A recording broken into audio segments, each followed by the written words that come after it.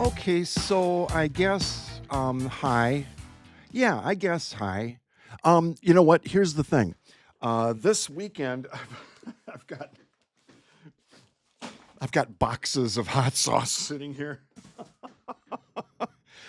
Um, I decided this weekend I'm running a special. So if you watch a video from Saturday, you get a Sunday video for free. So, BOGO, WOGO, watch one, get one. So yeah, it's Sunday morning early. I've got all day to get my crap done. All right. I can, I can do a video real quick, I think, maybe. So Q&A number 3. No babbling this time. All right. You guys, no, you have to hold me accountable to not, spout off at the mouth. Now, um, Wendy,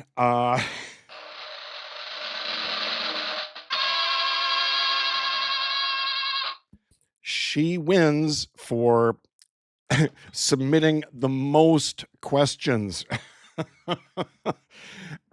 Wendy, I have enough content for like 5 videos just from your questions.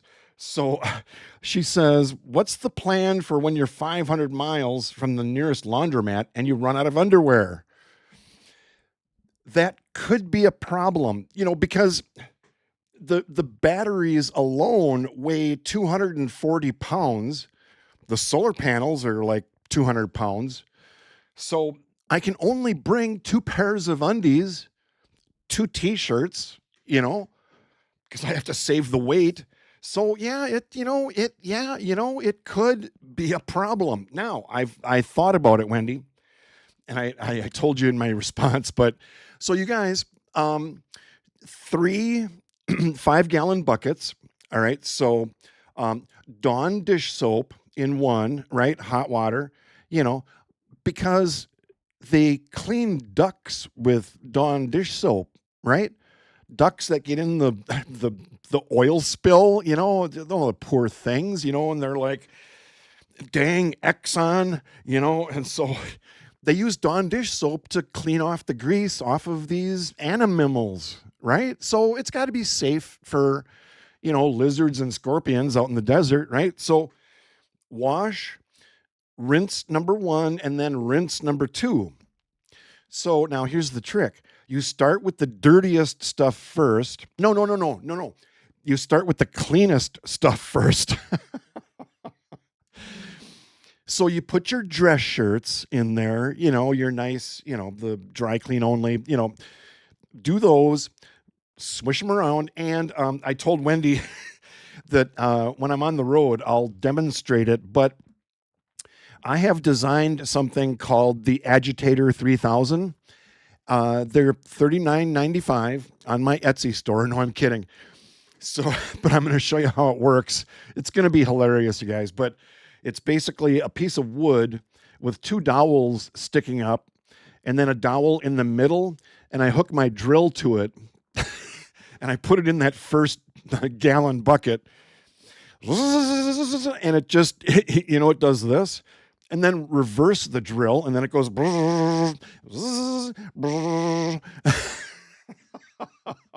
Then rinse number 1, rinse number 2. Then when it's done rinsing, whatever it is, a shirt or undies or whatever, then you put it back on the Agitator 3000. You hold it up in the air and spin it as fast as you can. And it'll, centrifugal force. It's science. It'll spin the water out of it, and then I just hang it on the line, right? What could go wrong?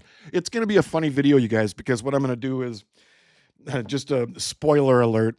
I'll take a T-shirt or something and I'll throw it against the trailer.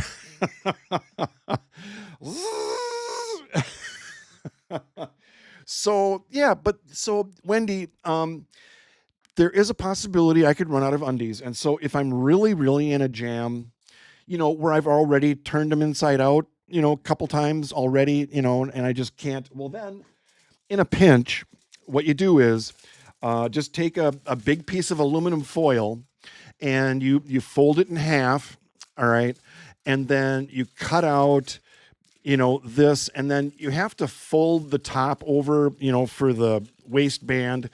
And then you need a couple of these little banker clips to hold it together. But yeah, that should work, right? I mean, like if I'm really desperate for undies, that you guys, I'm just saying. Next question. Okay, so welcome to the Wendy Show. So then she says, if you had to choose, would you rather be camping next to an RV with a bunch of screaming children or next to an RV with a very loud generator? Well, the answer to that's going to be easy. I guess the screaming children, because I'm going to be the guy running the obnoxious generator. I bought one of these gigantic, I showed you before, excuse me, but it's called a frame. It's called a frame generator, contractor grade generator. I wanted something, go big or go home, not one of these little Honda,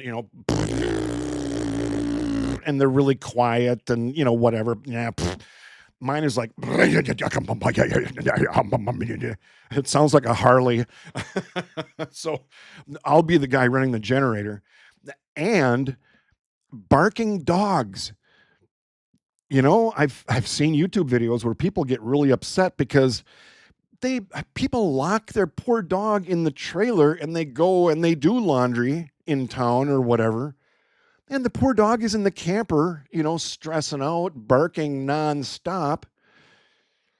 I don't know. Something I've been thinking about, you guys, is maybe offering like dog sitting services. Hey, I'll watch your dog because I love dogs. You guys know that. I love dogs. I really want to get a dog to bring with me, but bringing a dog would be a lot easier than bringing a wife. But so yeah, barking dogs. Kids, I don't mind because they're just out having fun, So yeah, I'll be bouncing between state parks, and that's where you get a lot of noise from people. They're just having fun, whatever. Now, drunk guys are a whole different thing. Playing loud music and being obnoxious and like woohoo, shooting their guns off and stuff. It's like, geez, that might be a problem. So, but then did I tell you guys this? I've got a Glock that I'm actually thinking about not bringing with because if you actually have a handgun, it's really lots of liability, right? Legal liability. You cross the state line, and you have to study the rules, and some states are open carry. It's complicated, so I'm thinking about not. I don't know. I'm thinking about not bringing my Glock with me. That's actually next to my bed in case somebody busts in here and tries to steal my solar panels. That's never going to happen. My neighborhood is very safe. I'm the most obnoxious one in the neighborhood. Go figure. But no, I'm going to buy a CO2, the little CO2 cartridges, the international sign language for the CO2 cartridge, right? Put that in there. It's 50 caliber. It's gigantic, but it fires pepper balls or solid rubber balls. They hurt, but it's non-lethal. So if I have a meth head come up to me at the gas station and he's really hassling me, all I have to do is pull this thing off my hip and, dude, you could be in a lot of pain. I'm just saying, but even that is a misdemeanor, maybe a petty misdemeanor, assault. You can be charged with even just using pepper spray, even bear spray. Somebody comes up to my window, hassling me in my truck or whatever, and you pull out bear spray and spray them in the face with bear spray. Yeah, they can sue you for assault. Go figure. Yeah, I work in corrections. That's, I kind of know a thing or two about, felonies and whatnot.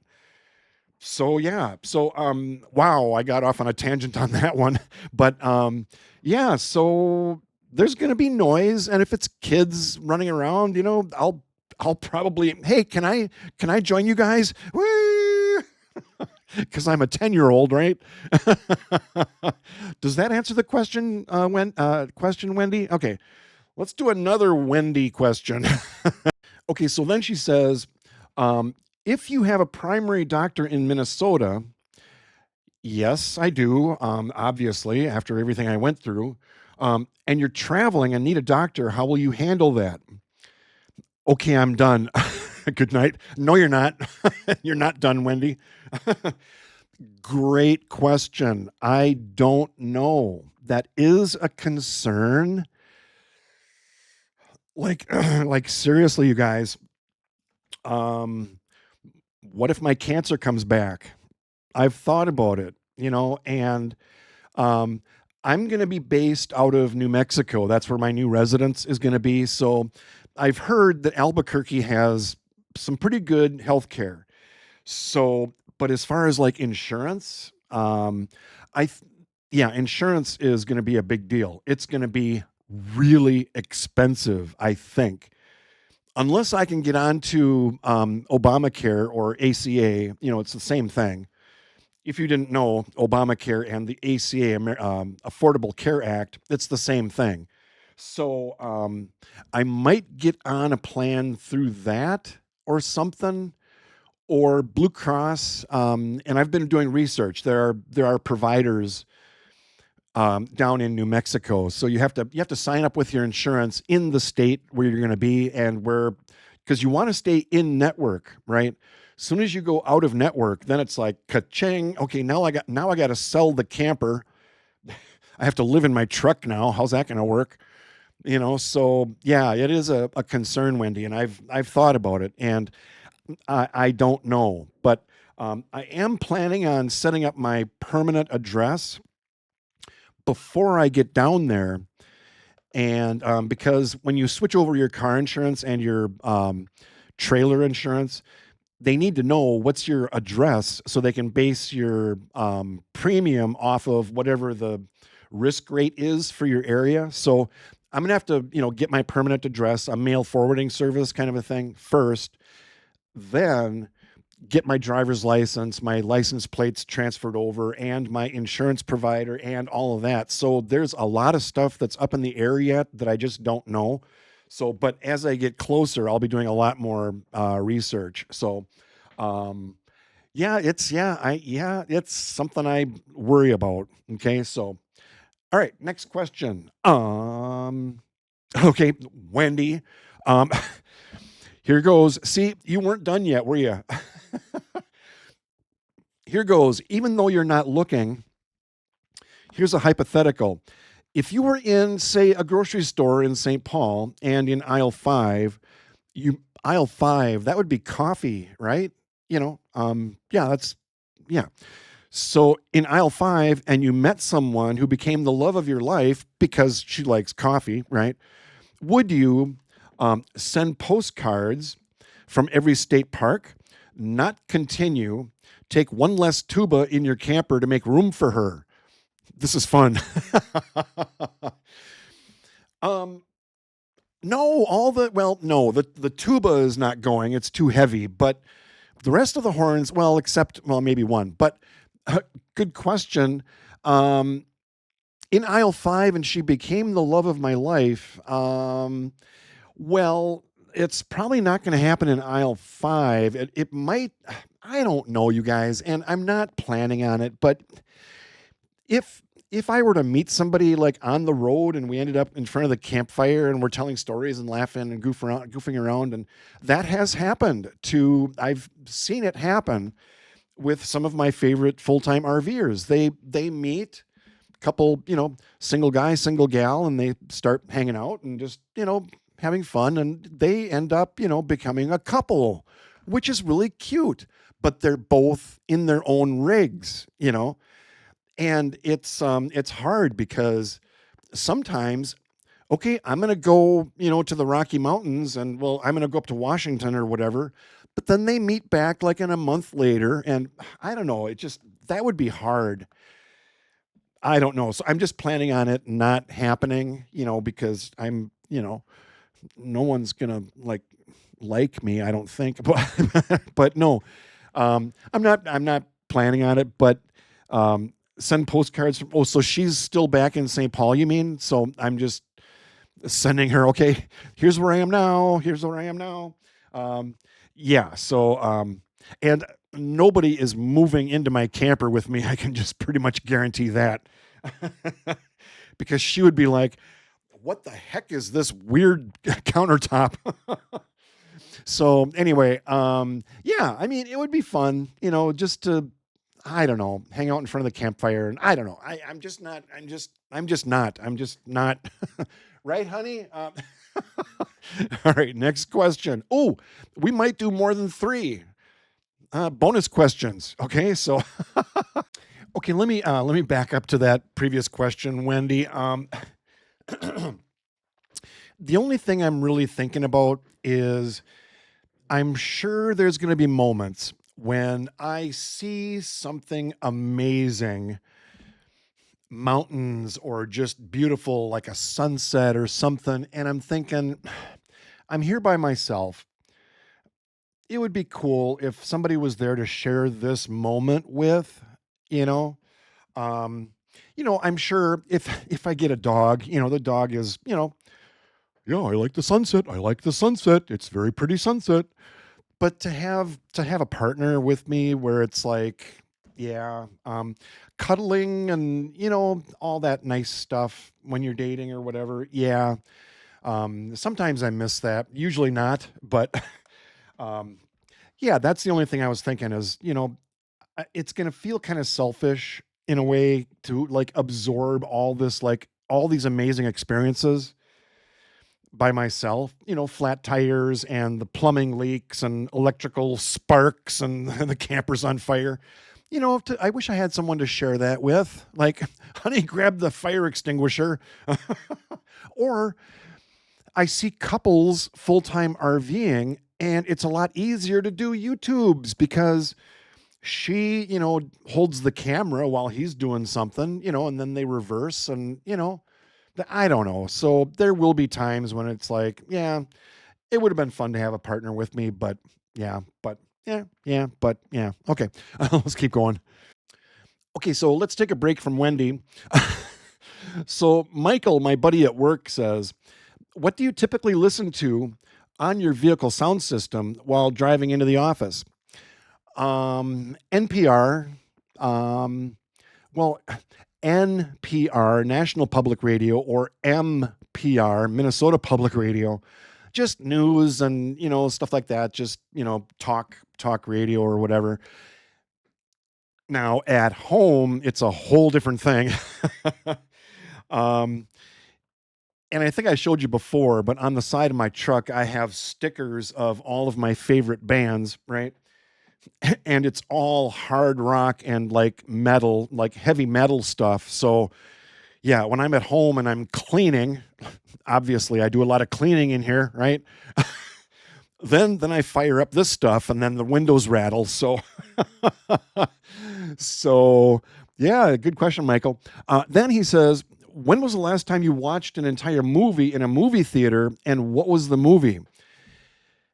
It was 10, 12 years ago, I think. Um, it was one of my ex girlfriend, and she was into like DC Comics and I don't know, what are the other? There's different brands. There's like Superman and Batman and the Avengers and don't get them mixed up or she'll get really mad. She's like, no, that's not a DC comic. That's a Marvel or whatever. I'm like, okay, whatever. But yeah, so that didn't work out.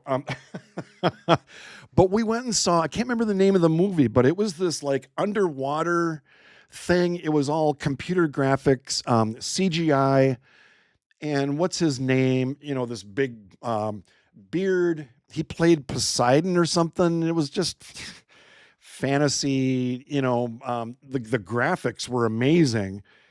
You know, I was bored because it's like a comic book on big screen. It's like, okay, I could be mowing right now. Okay, is it done yet? So can't remember the name of the movie, but the one I remember, geez, I was 13 back in 1978 or whatever, when the original Jaws came out. I'm going off on a tangent now. My parents, it was Sunday afternoon. We got back from church, and parents are reading the paper. And I grew up like lower middle class. And so to go to a movie was like unheard of, very frugal. They're sitting on the couch reading the paper, and dad is like, "Hey, you know what? Should we go see a movie today? It might be kind of fun, right?"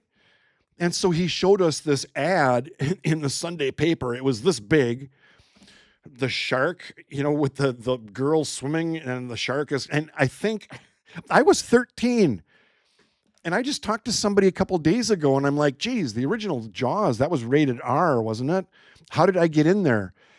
And he's like, no, actually, Jaws is rated PG.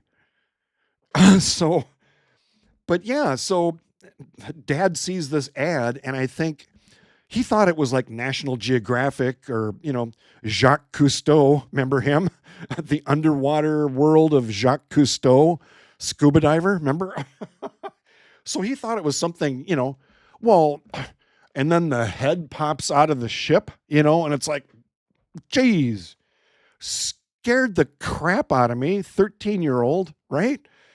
She's swimming and, well, so we get home, getting ready for bed. I'm in bed. Dad comes in. You might not want to let your feet like dangle over the edge of the bed because, you just never know. And I'm like, Dad. So I ended up sleeping in their room for like a week. Scared to death. Thanks a lot, Dad. So those are my movie stories. Okay, back to the Wendy Show. Is the 10-year rule for campgrounds a real thing? Some campgrounds will not allow a camper vehicle older than 10 years because of breakdown risk.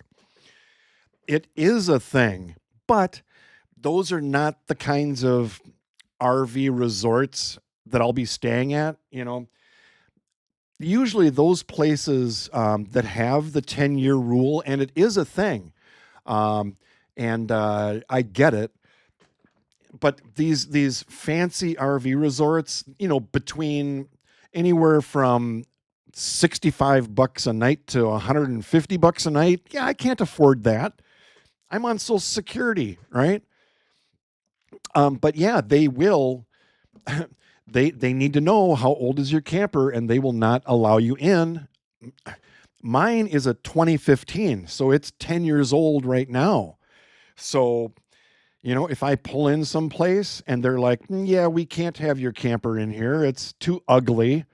It's too old. We need something shiny and, something that makes us look good. Because if people are touring the campground and they see your piece of crap, they're going to like bail on us.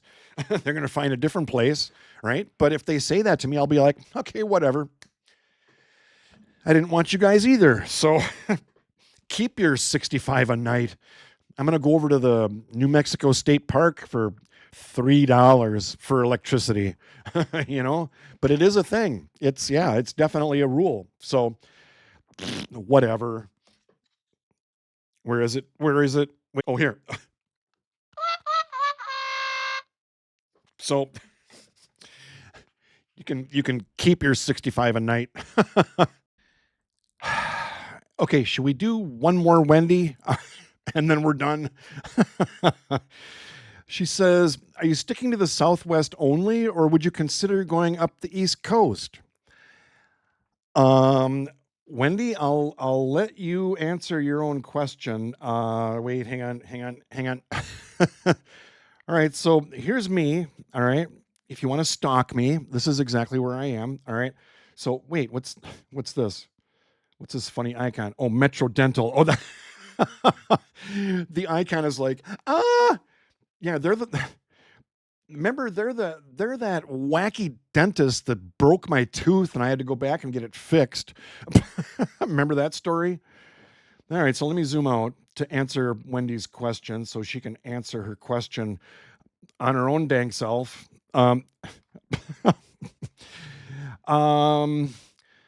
Does this you know, does this give you any idea, like, kind of what my plan is?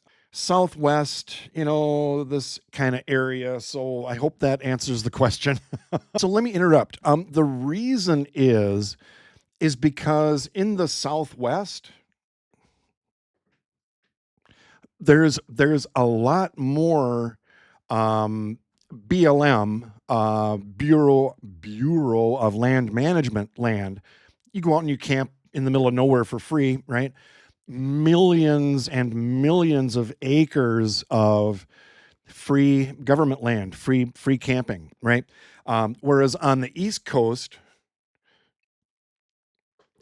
you know, there's very little of that kind of land. It's yeah, free camping on the East Coast is like slim to none, other than Cabela's, which I doubt there's even Cabela's out on the East Coast. I don't know, or Cracker Barrel, or some places will let you park for free, just overnight. Do not put your lawn chairs out there and build a fire in their parking lot, but yeah, they'll let you camp there for free. But yeah, so yeah, the Southwest is where all of the free camping is. National forests and beautiful, beautiful places to camp. So yeah, that's why. So all right, okay, all right, all right. Okay, that is it. Oh my gosh, I went off on stuff. If you ask a question, I will give you a very verbose answer. I'm just saying. So, and this is not, this is not all of them, you guys. I'll be doing this on a regular basis. So if you have questions about anything, send them in. Well, I mean, leave a comment, on any video, preferably this video or whatever. And yeah, if you think of something you're just curious about, yeah, definitely. And we'll do this sporadically, intermittently, once in a while, right?